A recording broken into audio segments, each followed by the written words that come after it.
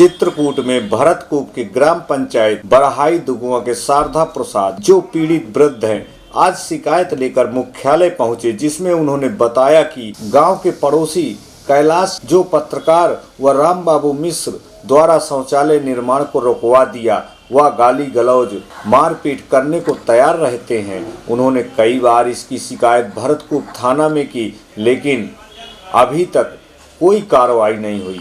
अब सवाल यही है कि पीड़ित वृद्ध को न्याय मिल पाता है या यूं ही दर दर की ठोकर खाने को है मजबूर। आइए सुने पीड़ित की जुबानी। चर्चा आज की से ब्यूरो रिपोर्ट। श्रीमान जी, मेरा नाम शारदा प्रसाद मिश्रा है। मैं दुगुआ बरहाई से आया हूँ और मेरे पड़ोसी हैं जो कैलाश नाम का एक पत्रकार है लड़का, वो अपने को पत्रकार बोलता है।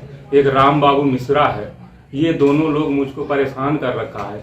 मेरे घर में ज़मीन में सब जगह कब्जा कर रखा है और मैं कोई काम अपने घर में अपनी ज़मीन में कर नहीं पा रहा हूँ। और मैं कई बार भरतकूप थाना अध्यक्ष जी से भी निवेदन कर दिया। वो हल्का के साहब भी गए, वहाँ देखा भी और कहा भी कि आपका सब काम सही है, क्योंकि मेरे नाम सब रजिस्ट्री हैं, सब कागजात हैं। और फिर भी वो उनका कहना भी नहीं माने या कि उन्होंने कोई प्रयास ही नहीं किया। अब मैं इतना ज़्यादा परेशान हूँ कि मैं कहाँ जाऊँ, क्या करूँ, किससे बोलूँ।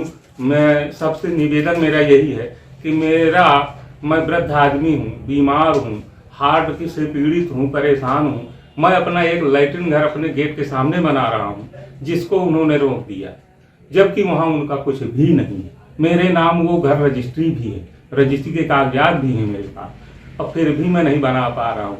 अतः आप सभी लोगों से मेरा ये निवेदन है कि मेरा वो काम करवाया जाए और इनसे मुझको बचाया जाए, जो कि वो लाठी बंदूकें गोली मारने के धमकी देते हैं, क्रिमिनल हैं। पहले से भी इनके कई मुकदमे धाराएं चल रही हैं, डकैती भी लगी है, आपराधिक मामले तमाम लगे हुए हैं, और वो उसी की धमकी देते हैं कि सब कुछ हमारे ऊपर है, हम जो चाहेंगे हो जाएगा, तुम कुछ कर नहीं पाओगे। कौन लोग हैं? ये श्याम बाबू का लड़का है कैलाश, जो पत्रकार अपने को कहता है, और एक राम बाबू, उसके पिता का नाम फल्गु।